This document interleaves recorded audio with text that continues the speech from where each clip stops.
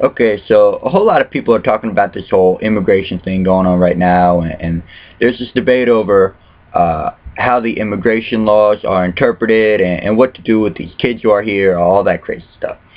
Now, this issue became popular about 2, 3 weeks ago when you had the Marietta protest, where the protesters blocked these buses from taking Central American kids from an immigration facility, and kids ended up having to spend the night in the buses. Now, since these kids were from Central America, they were supposed to get a hearing first instead of getting deported. Now, personally, I don't think we should deport anyone, but I'll get to that later. Now, large portions of Americans are saying that they believe that these kids should get deported immediately. They don't care what they're sending them back to. They don't even care if deportation means death for them. And they accuse Obama of not deporting enough people, and they say that by not deporting, he's breaking the law. Now, the truth is, he's actually following a 2008 law, okay? That law says that we are not allowed to deport non-Mexican or Canadian immigrants without giving them a hearing first. But I think that this whole situation just shows how intolerant and bigoted some Americans are being right now, alright? These immigrants are risking their lives to come here, and they're coming here so that they can support themselves and their family. Alright, life down in Latin America can be absolutely pitiful. The poverty and violence is just out of control. And then when they get here, America's all like, sorry, we don't accept you people. And the reason why they're here illegally is because the process to becoming a citizen here is too damn hard. For some, it's literally impossible because they don't meet certain requirements that they have no control over. And so basically their only options are coming here illegally or be doomed to a poor, miserable life down in Latin America.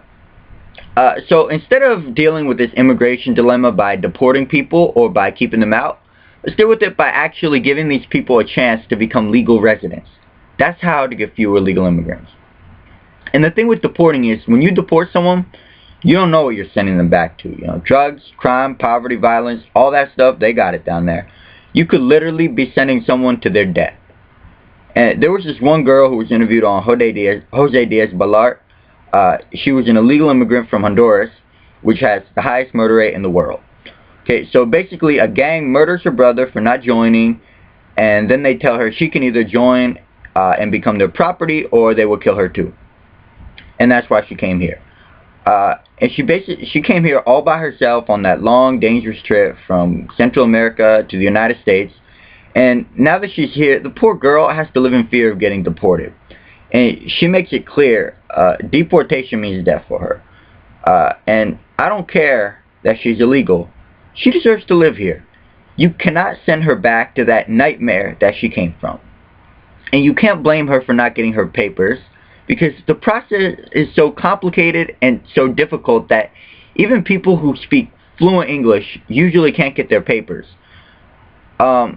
Generally, unless you have a family member who's a legal resident here, there is no way for you to get them.